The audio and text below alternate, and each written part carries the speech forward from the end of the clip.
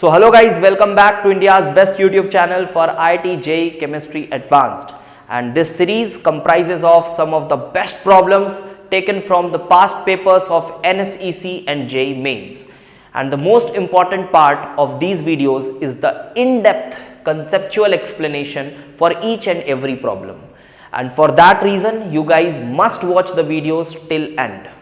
And if you feel comfortable with these comparatively simple problems, you must go out of your comfort zone and try out our Real JEE Advanced question series, where you get tough but relevant problems of JEE Advanced Plus level. And I am 100% sure that if you follow this series followed by Real JEE Advanced question series, you will get a boost in your IIT JEE score, and this channel will ultimately increase competition among all IIT JEE aspirant across India. So hello guys, here I am with part 16 of the series and taken a good question from Chemical Kinetics JEE Main paper 2019. ये एक ऐसा problem है जहां आपको net DA by dt की का expression लिखना होता है कि इसमें परेशानी सच में होती है बच्चों को, और ये थोड़ा कंफ्यूजिंग है भी। ठीक है, ये परेशानी होती है, मेजर बच्चों को परेशानी होती है, और परेशानी का रीज़न ये है कि उन्होंने जो थ्योरी है ना, जो शुरुआत में जो पढ़ी जाती है केमिकल काइनेटिक्स का पहला लेक्चर जो होता है ना, उसको उन्होंने बहुत प्रॉपर ध्यान से नहीं पढ़ा होता है।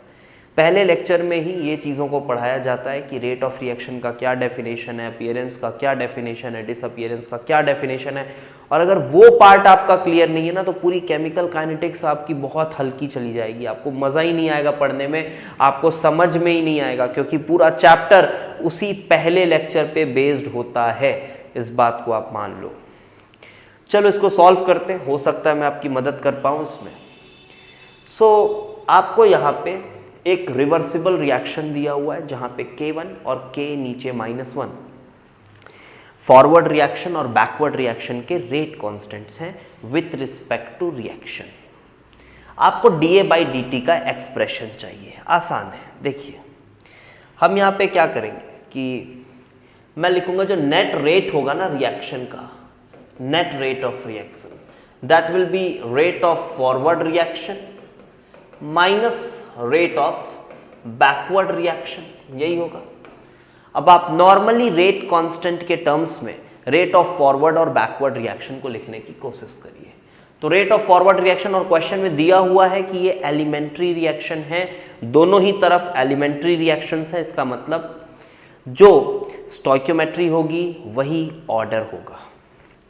तो forward reaction simply rate law expression आप लिखिए K1 A2 power of 1 because stoichiometry is 1 and minus rate of backward reaction. Backward reaction का रेट कांस्टेंट है K-1, और बैकवर्ड रिएक्शन के लिए जो आपका रिएक्टेंट है वो है A विथ स्टोइकियोमेट्री 2, तो ये 2 जाएगा पावर में minus K-1 A power of 2।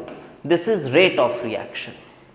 अब रेट ऑफ रिएक्शन लिखने का भी तो दो तरीका आपने पढ़ा है, इन टर्म्स ऑफ रिएक्टेंट लिख सकते हो, इन टर्म्स ऑफ प्रोडक्ट लिख सकते हो। तो रेट ऑफ रिएक्शन लिखने का तो ये तरीका है माइनस dA2 बाई dt।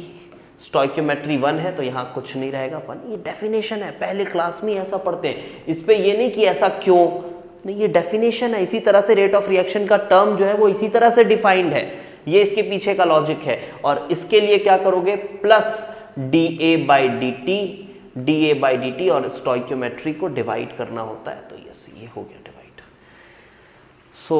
अब आपके पास ये एक्सप्रेशन है, और आपको यहाँ क्वेश्चन में क्या चाहिए, you need DA by dt, तो आप इसको इग्नोर करो, इस 2 को इधर भेजिए, and yes your DA by dt will be 2 times of this minus 2 times of this, so this will be your final answer। है ऑप्शंस में, देखो ये तो नहीं है, एक बार देख लेते हैं। ना ये भी नहीं, ये भी नहीं, 2K1, yes this is your answer. बोलने को आपको आंसर देखने के बाद, सोल्यूशन देखने के बाद हो सकता है लग रहा हो आसान है, बट आसान नहीं है क्वेश्चन। मेंस के स्टैंडर्ड से बढ़िया क्वेश्चन है। कंसेप्ट अगर ठीक ठाक से क्लियर है तो आप इसको कर पाओगे, नहीं तो बहुत सारे क्वेश्चन मेंस में केमिकल काइनेटिक्स से स्ट्रेट फॉरवर्ड आ जाते हैं, जो कि बहुत ईजिली आपको इंटीग्रेटेड रेट इक्वेशंस लगा के सॉल्व हो जाता है। बट यहाँ थोड़ा सा दिमाग और थोड़ा सा बारीक कॉन्सेप्ट्स को टेस्ट किया है, इसलिए इस क्वेश्चन को मैंने अपनी सीरीज में रखा है। Okay, thanks for watching.